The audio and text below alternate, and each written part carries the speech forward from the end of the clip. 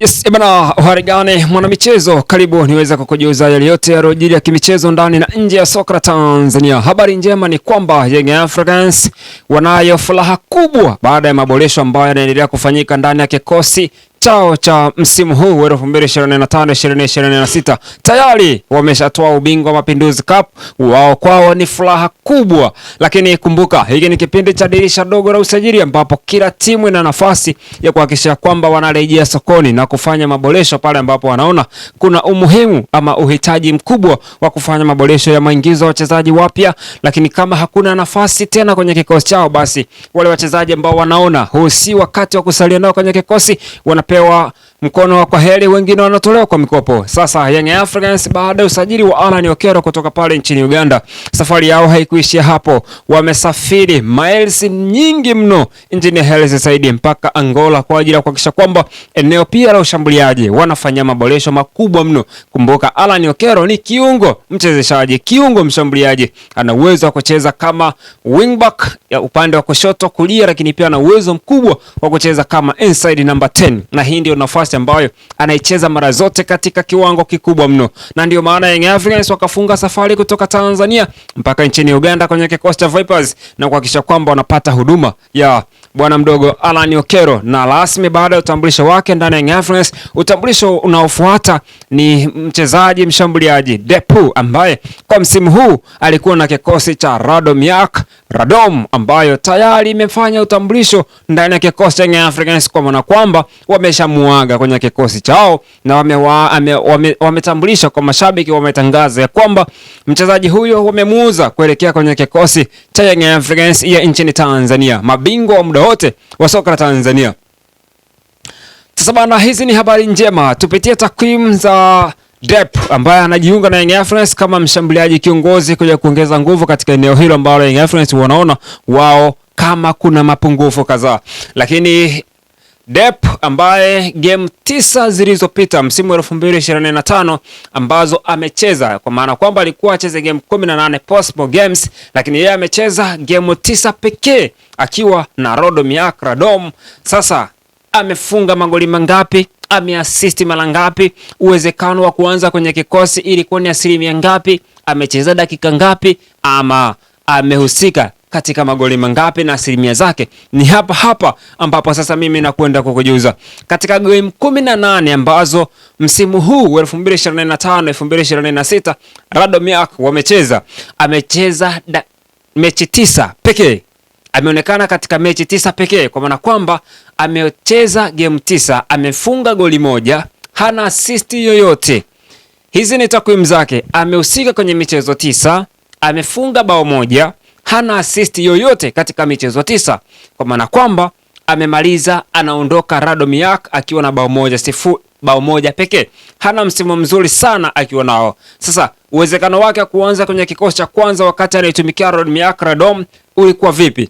100% alikuwa ana 6% pekee za kuanza katika kikosi cha kwanza. Starting 11 inayoanza kwenye kikosi cha Radom ndio ulikuwa uwezekano wa yeye kuanza Dep kwenye kikosi hicho, 6% pekee. Ina maana kwamba katika game 18 alicheza game 9, na katika hizo game 9 uwezekano wake wa kuwa anaanza katika 100% zilikuwa ni 6% peke yake. Lakini amecheza kwa asilimia ngapi dakika uwanjani? Amecheza kwa 11%. Katika zile dakika 90 amecheza 11%. Ina maana ni mchezaji ambaye kwenye kila game alikuwa anapatiwa dakika 10, 8, 9 kila mchezo. Katika hizi game 9 alizocheza alikuwa anaingia kuanzia dakika 80 kuelekea dakika za 90 zikiwa zinaelekea ukingoni. Ina maana kwamba hajapata game time ya kutosha kwenye kikosi cha Radomiak. Lakini sasa goal participation, kwa maana kwamba ushiriki wake kwenye magoli ndani ya kikosi cha Radomiak unaonesha amehusika kwa 4% pekee, kwa maana kwamba 4% hizo ni bao moja ambalo amefunga, hana assist yoyote katika game 9 zilizopita za Radomiak, mpaka pale Young Africans wamekwenda kufanya approach yake ya kuja kujiunga na wananchi. Je, mnaona ukame wa mabao ya Young Africans ukienda kukomeshwa na usajili huu wa Dep ndani ya kikosi cha Young Africans, hebu tutazame historia yake kidogo. Transfer Market inaonyesha historia yake kwamba mwaka 2020-2021 alikuwa ghala ya nchini Angola kwa mkopo, alikuwa ni free transfer, usajili huru huu. Lakini mwaka 2021-2022 alijiunga na Sangrada ya nchini Angola. Mwaka 2022-2023 alikuwa kwenye kikosi cha Petro de Rwanda, na hapa ndipo alionekana akiwa na hatari zaidi. 2022-2023 aliondoka akaenda Ureno kwenye klabu ya Gil Vicente, na mwaka 2024-2025 alikuwa Vojvodina. Alitoka Gil Vicente akaenda Vojvodina kwa mkopo, na baada ya hapo msimu 2024-2025 ulipofika akarejea kwenye kikosi chake baada ya mkopo wake kutoka Gil Vicente kumalizika, na wakawa wamemrejesha Vojvodina kwenye timu yake, na mwaka 2025 ndipo akawa amesajiliwa kwa dau la shilingi euro 200,000 kutoka Gil Vicente kwenda Radomiak ya nchini, ambapo alikuwa akicheza kwenye timu hiyo akisajiliwa kwa ada ya euro 200,000. Hizi tunazungumza ni zaidi ya milioni 400 za Kitanzania alisajiliwa kwenda pale. Sasa Young Africans wamekwenda kumchukua mchezaji ambaye ana uwezo mkubwa wa kucheza kama attacking center forward. Ni mtumiaji mzuri wa mguu wake wa kushoto, lakini pia mguu wake wa kulia ambao una nguvu zaidi.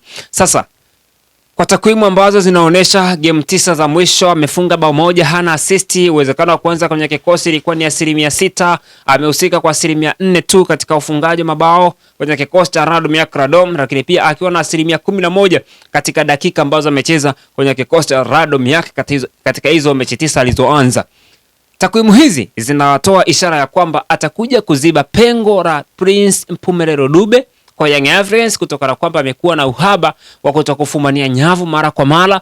Young Africans wameweza kumvumilia, lakini tuseme kwamba wameongeza mchezaji mzuri, lakini pale ambapo atafanikiwa kufanya kile ambacho mashabiki wa Young Africans wanatamani kukiona kutoka kwake, lakini kama itakuwa vinginevyo, basi atakuwa wameongeza mchezaji mwingine ambaye atahitaji kupewa muda wa kutosha kulizoea soka la Tanzania, kuizoea ligi kuu ya NBC, lakini pia kuizoea ligi kuu ya Tanzania na joto la Dar es Salaam na mechi ambazo atakwenda ku compete Dep. Lakini itoshe kwamba huyu ni mchezaji ambaye anakuja kuongeza nguvu kwenye kikosi cha Young Africans, lakini si mchezaji wa kumpa matumaini, kwa sababu takwimu zake zinaonesha hajadumu kwenye timu msimu mmoja, misimu miwili akiwa na performance bora zaidi. Hapana, itosha kusema wananchi, huu ni wakati wa kumwamini Dep.